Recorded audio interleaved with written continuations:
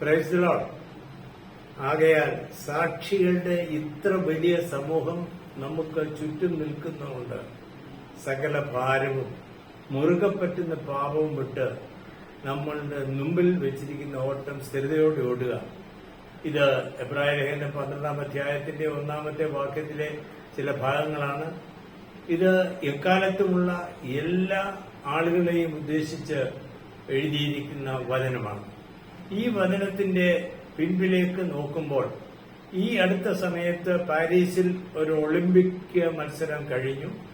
ദേശത്തെ ആളുകൾ കണ്ണു നട്ട് ടിവിയുടെ മുമ്പിലിരുന്ന് ഓരോ മത്സരങ്ങൾ കണ്ട് രസിച്ച ആളുകളുടെ വലിയ സമൂഹം നമ്മുടെ ചുറ്റുപാടുമുണ്ട്. അത് പോകട്ടെ.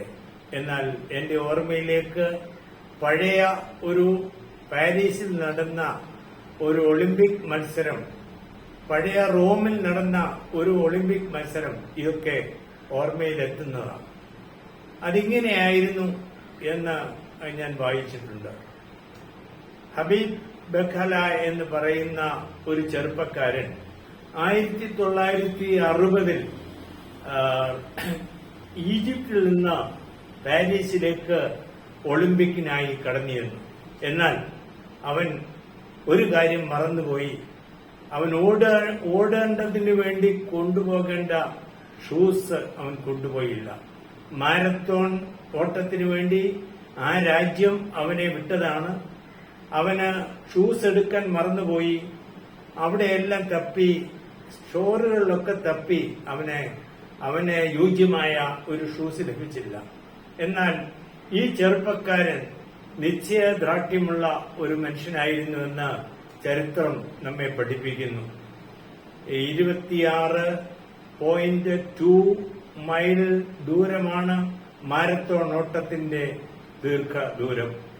ഈ ഓട്ടം അവൻ ഷൂസ് ഇല്ലാതെ ഓടുവാൻ തീരുമാനിച്ചു. അവന് യോഗ്യമായ ഷൂസ് കിട്ടിയില്ല. അവൻ ഷൂസ് ഇല്ലാതെ ഓടിയത് ഇങ്ങനെയാണ് ചരിത്രം രേഖപ്പെടുത്തിയിരിക്കുന്നത്. 15 മണിക്കൂർ 16 മിനിറ്റ് 16 സെക്കൻഡ് കൊണ്ട് ഇതുവരെയുള്ള ലോക റെക്കോർഡിനെ ഭേദിച്ച്, അതായത് നഗ്നപാതനായി അവൻ ഓടിയെന്നാണ് ചരിത്രം രേഖപ്പെടുത്തിയിരിക്കുന്നത്. ഇതൊരു കാര്യം നമ്മെ വിളിച്ചറിയിക്കുന്നു. ഈ ചെറുപ്പക്കാരന്റെ വിജയം ആ രാജ്യത്തിന്റെ വിജയമായിരുന്നു. അവനോട് ചോദിച്ചപ്പോൾ ആളുകളോട് അവൻ ഇങ്ങനെ മറുപടി പറഞ്ഞു: ഇത് തീർച്ചയായിട്ടും എന്റെയും എന്റെ രാജ്യത്തിന്റെയും നിശ്ചയദാർഢ്യമാണ്. ഞാൻ വായിച്ച വേദഭാഗം ഇങ്ങനെയായിരുന്നല്ലോ. ആകയാൽ സാക്ഷികളുടെ ഇത്ര വലിയ സമൂഹം, നമ്മുടെ ചുറ്റും നിൽക്കുന്ന സമൂഹത്തെ നോക്കിക്കൊണ്ട് ഓരോ ദൈവഭക്തനെയും കുറിച്ച് ദൈവത്തിന് ഒരു ഉദ്ദേശമുണ്ട്. അവന്റെ ഓട്ടത്തെക്കുറിച്ച് ദൈവത്തിന് ഒരു പ്ലാൻ ഉണ്ട്. നിനക്ക് നിശ്ചയമില്ലാത്തവണ്ണം ഓടുവാൻ സാധ്യമല്ല. നീ യേശുക്രിസ്തുവിനെ തന്റെ കർത്താവും രക്ഷിതാവുമായി അംഗീകരിച്ചു എങ്കിൽ നിനക്ക് വെച്ചിരിക്കുന്ന ഓട്ടം നീ സ്ഥിരതയോട് തന്നെ ഓടേണം. യേശുവിനെ നോക്കിക്കൊണ്ട് വേണം ഓടേണ്ടത്.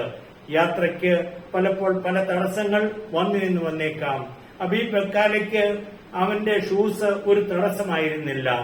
യഥാർത്ഥത്തിൽ നാം ഒരു കാര്യം മനസ്സിലാക്കണം. നമ്മുടെ മുമ്പിൽ വെച്ചിരിക്കുന്ന ഓട്ടത്തിന് നാം തയ്യാറെടുക്കുമ്പോൾ പലതും നാം ത്യജിക്കേണ്ടി വന്നേക്കാം. നമ്മുടെ മുമ്പിലുള്ള ചിന്ത മാത്രമായിരിക്കണം. കർത്താവിനെ കുറിച്ചുള്ള ചിന്ത മാത്രമായിരിക്കണം. യേശുക്രിസ്തു ഈ ലോകത്തിലേക്ക് വന്നു, എനിക്ക് വേണ്ടി മരിച്ചു, എനിക്ക് വേണ്ടി അടക്കപ്പെട്ടു, എനിക്ക് വേണ്ടി ഉയർത്തെഴുന്നേറ്റു, ഇന്ന് ജീവിക്കുന്നു എന്നുള്ള ആ സത്യത്തെ മനസ്സിലാക്കിക്കൊണ്ട് നീങ്ങുവാൻ ഓരോ വിശ്വാസിക്കും കഴിയുന്നുവെങ്കിൽ അവൻ ഓട്ടക്കളത്തിൽ അവന്റെ ലക്ഷ്യസ്ഥാനത്തെത്തുമെന്നുള്ളതിന് യാതൊരു സംശയമില്ല. ആർക്കും അവനെ അതിൽ നിന്ന് പിന്തിരിപ്പിക്കാൻ കഴിയത്തില്ല. അതാണ് ദൈവവചനം നമ്മെ അനുശ്വാസിക്കുന്നത്. ഓട്ടക്കളത്തിലോടുന്ന അനേകരുടെ കൂട്ടത്തിൽ ഞാനും നിങ്ങളും ഉണ്ടോ എന്ന് ആത്മാർത്ഥമായി പരിശോധിക്കുക. ഈ വചനങ്ങളാൽ ദൈവം നിങ്ങളെ സഹായിക്കട്ടെ.